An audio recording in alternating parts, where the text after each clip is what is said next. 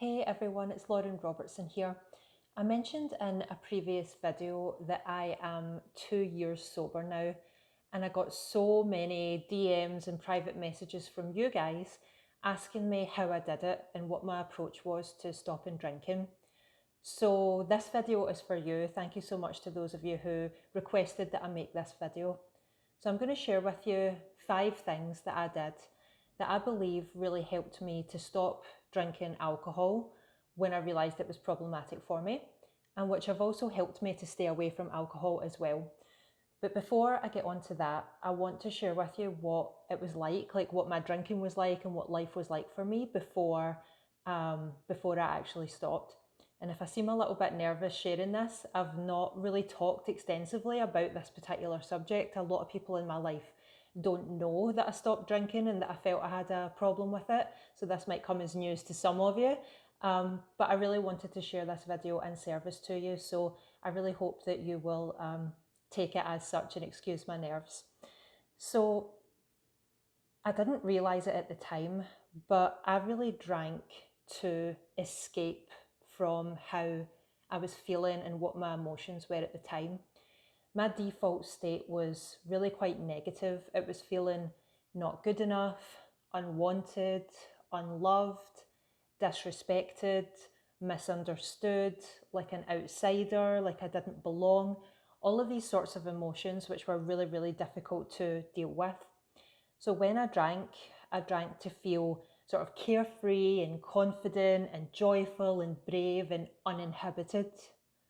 And I really certainly became those things all right. I found myself in situations doing things I shouldn't be doing with people I had no business being around or spending time with.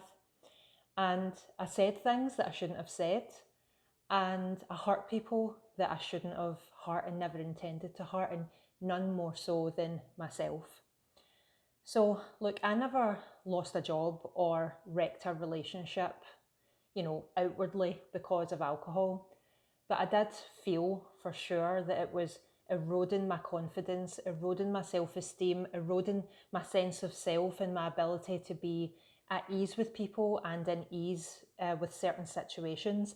My mental health was deteriorating, my ability to function normally was deteriorating, and it just felt like life was getting harder and harder.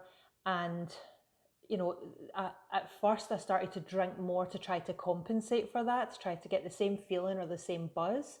And then I just got to a point where I realised this isn't working. Like the hard times are now outweighing the good times. And that's when I started to think, like, I really need to get a handle on this. If I continue down this path, I'm going to be in trouble.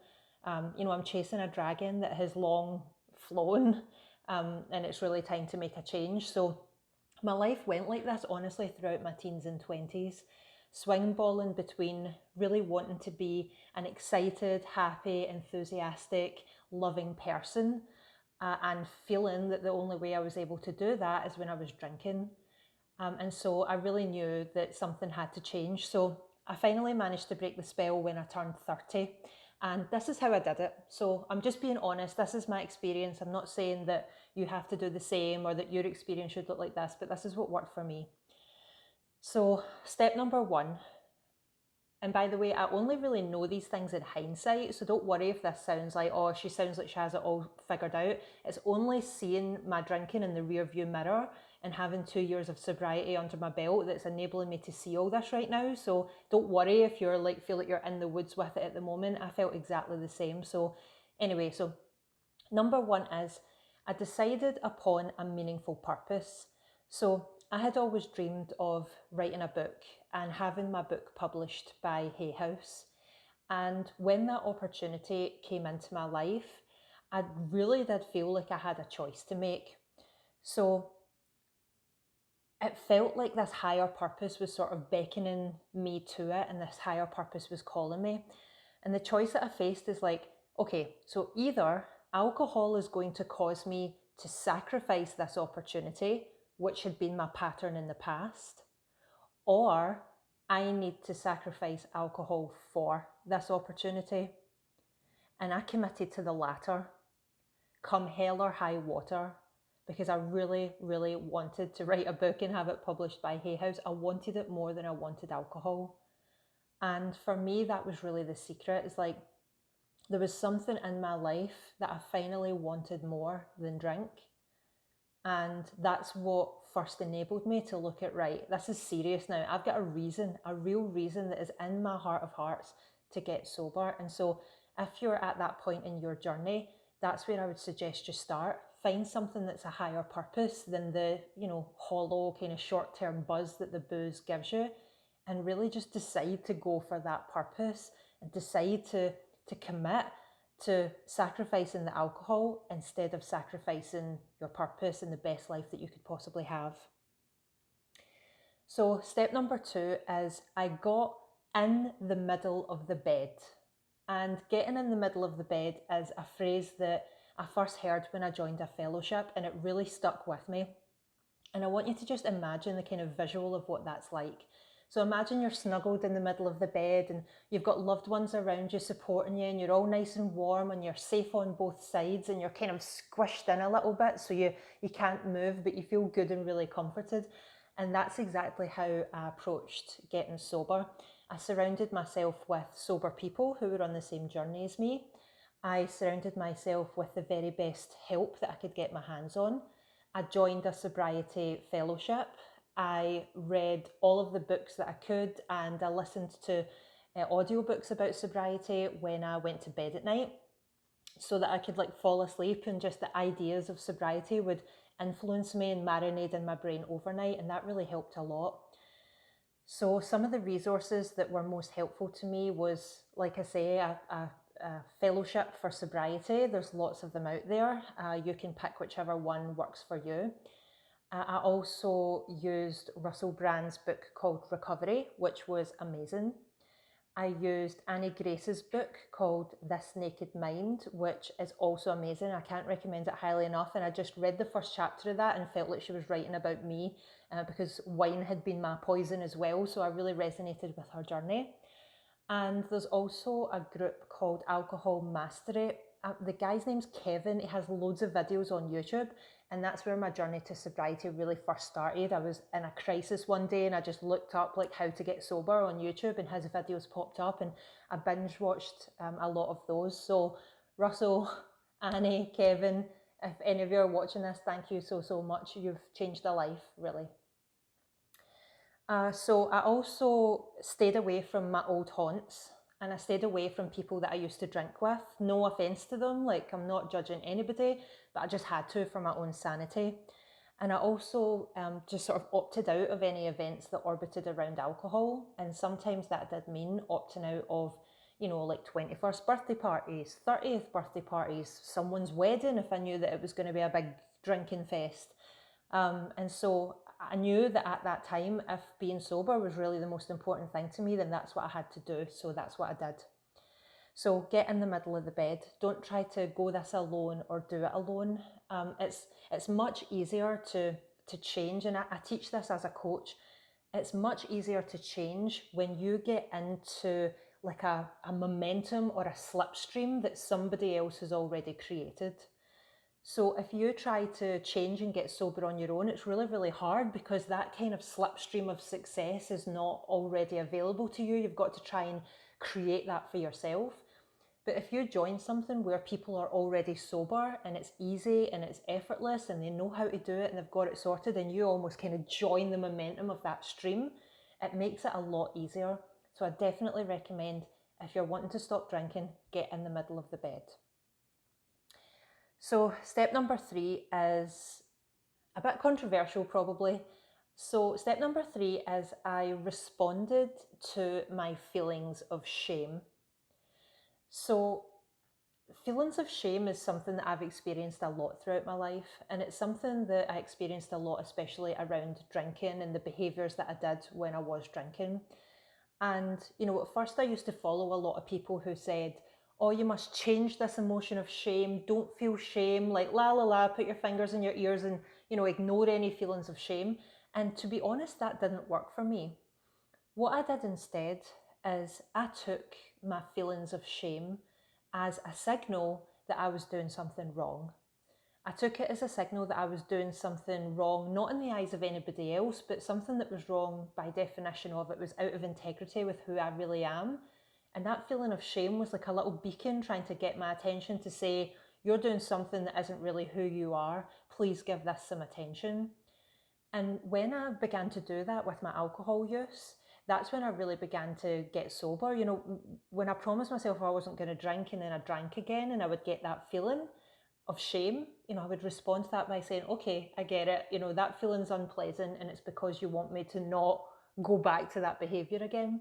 So if you're experiencing feelings of shame around your drinking, instead of like just suffering with it and living with it or running away from it, try actually like asking it, what are you trying to teach me? Like, what is it I'm doing that you don't like me doing? And see if there's a way that you can let that shape your decisions and shape your choices. Because when I really responded to that, it shaped me into a person that I actually like and love to be. And that is a sober person who keeps making sober choices. So I definitely recommend, face feelings of shame and try to investigate what it is they're trying to teach you. So step number 4 is I became curious instead of judgmental about my own mind, my own emotions, and my own behaviour. So I began to like watch myself getting angry or bitching about something, or the moments where I felt really tearful and wanted to cry.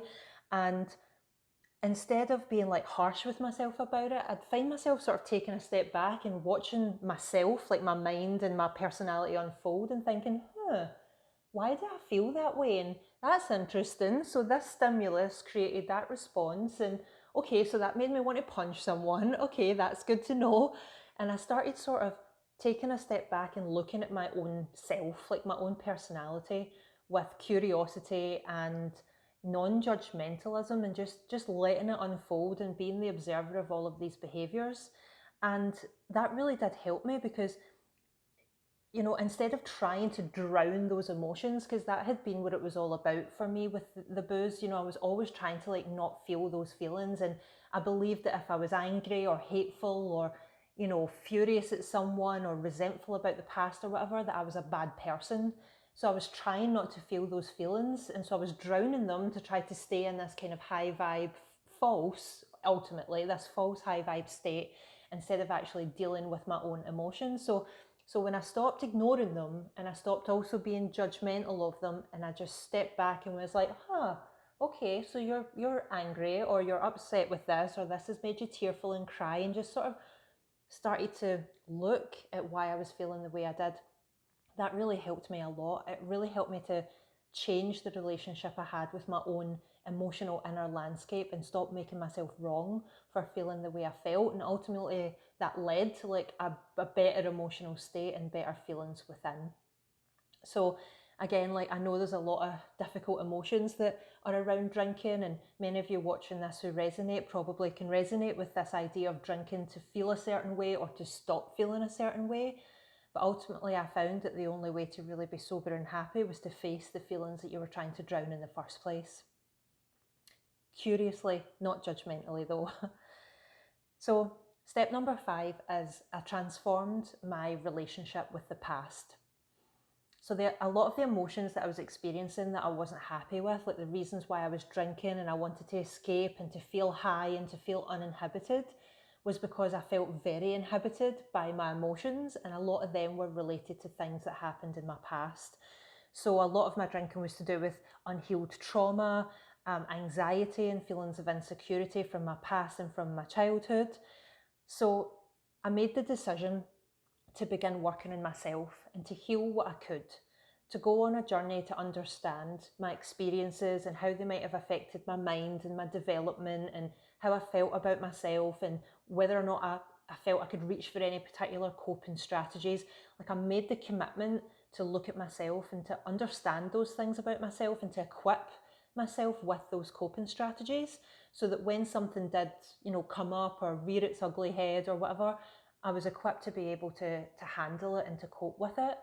And then I also involved myself in a practice where I accepted the things that I couldn't change. You know, I accepted things that happened in the past and what people's motivations were for doing certain things, and what level of like consciousness or self-awareness certain people were coming from when they did certain things. And, you know, I just came to a place where I felt able to accept that. And even in some cases, I was able to sort of rewrite the past. And I realized that the pain that I had taken from certain experiences was actually only half the story, or it was only my perspective of the story. And actually, the whole truth, so not saying that my perspective was wrong, but the truth in its entirety, of which I only had a snippet, was actually very different, and it was very healing. And learning the truth about certain people and what motivated them to do the things they did really helped me to understand. And through understanding, I found healing. And that really is the key point I want to make, is like, through understanding your own mind and understanding the past and understanding other people, it really negates your pain, and it doesn't give your pain anything to latch onto. And when we're not in pain, we tend not to reach for the drink in a a non-helpful or medicinal way. So I really needed to change my perspective on the past for my own sanity. And when I did that, I made the commitment and the decision that I wanted to live in the present as much as possible, that I wasn't going to worry about things that had been in the past, and I wasn't going to worry about things that were yet to come in the future. I was going to stay present and just enjoy and handle the present just one day at a time. And that is what has really helped me to stay on track. You know, I don't need to decide about being sober 30 years from now. I don't need to decide about being happy 30 years from now. I just need to concern myself with, am I sober and satisfied and happy today? And you know, being able to bring myself back to the present, and particularly away from the past, really helped. So I hope that this video has helped you. I want to sort of reiterate that there is absolutely no shame in wanting to be sober. Wanting to be sober is wanting to be your clearest self, and wanting to be your clearest self who's willing to face all the reasons you wanted to drink in the first place is incredibly brave. And so I really admire and respect you for wanting to go on that journey, and I really hope that me sharing my story and sharing these tips with you has helped you. So if you'd like to share anything about your journey, or there's any of the tips that helped you particularly, please do leave me a comment below or send me a private message. And you know, my usual realm of talking about stuff and teaching and coaching is about spirituality and mediumship. So if you want to take any of my mediumship courses, you can find the link somewhere around this video. I'll be really happy to have you in one of my programs. And I look forward to catching you on the next video. This has been Lauren Robertson, and thank you so much for tuning in. Bye.